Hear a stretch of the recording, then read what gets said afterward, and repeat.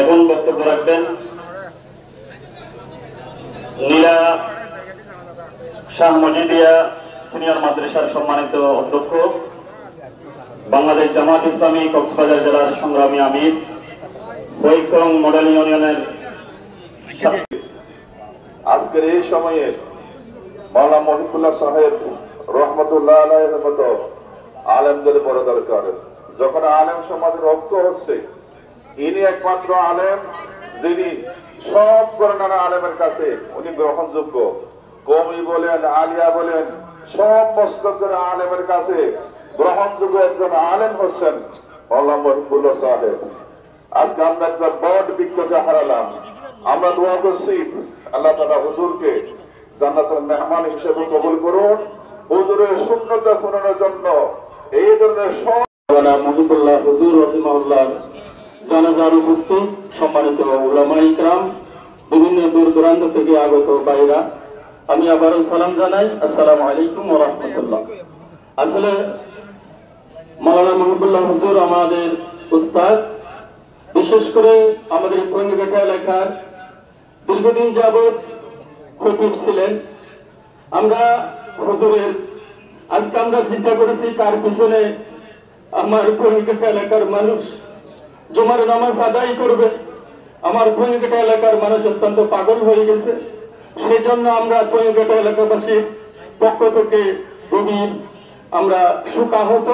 আমরা হুজুরের জন্য দোয়া করি, আল্লাহ তাআলা যাতে বলার নাই, আমরা সকলেই দোয়া করব, রব্বুল আলামিনের কাছে দোয়া করব যাতে উনাকে জান্নাতুল ফেরদৌস নসিব করে।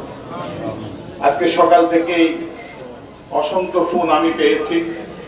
এখানে এলাকার অসংখ্য মানুষের সাথে আমাদের কথা হয়েছে যে তিনি যে একজন খুব ভালো মানুষ, এক বাক্যে সকলেই সেটা বলেছেন।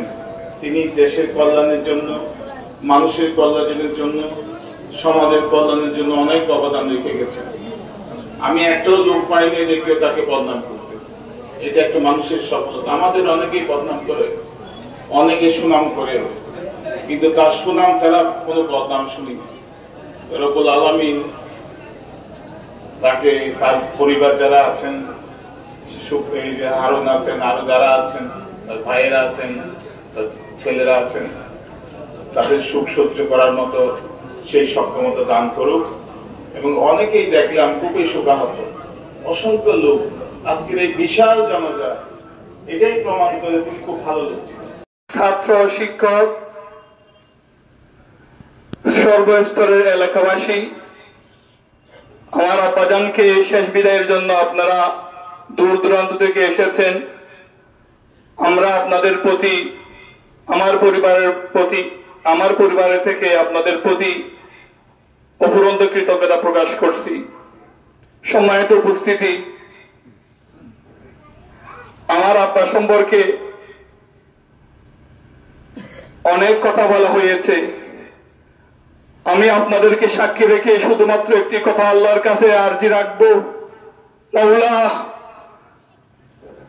যতজন যত ভালো কথা বলেছে আব্বার সম্পর্কে, তুমি সব নেক আমলগুলা, নেক কথাগুলা তুমি কবুল করে নাও।